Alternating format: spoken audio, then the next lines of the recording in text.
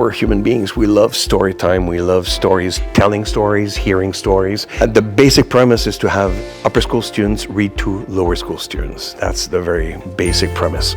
I definitely remember my parents reading to me when I was young and how important that was to me. I really saw how deep a children's book could be, because a lot of times we see a children's book and we're like, it's just about a car. But there are some really, really deep, profound books that are able to explain concepts that are so complex in such a simple way so that kids are able to understand it. And eventually they're going to become global citizens, so they need to understand those topics and be introduced to them like now. At first I had to read the story like a lot of time before to really understand it and be able to ask them questions and think about the questions I was going to ask.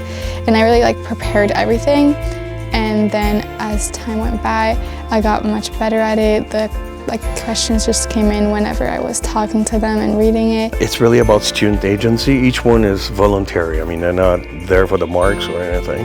So they do that because they want to participate in this bonding and getting our community closer and bridging the divisions, upper school, lower school. We never really get the chance to talk to lower schoolers in upper school, so I think it's important to also be able to interact with others of different age. I actually hated reading as a kid. It wasn't until 4th grade where I was introduced to the Rainbow Magic series with a ton of fairies.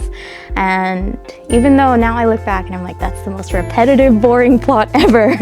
But at the time, it was so magical. And I think that's what really was like, wow. And every kid needs that book that introduces them to the world of reading.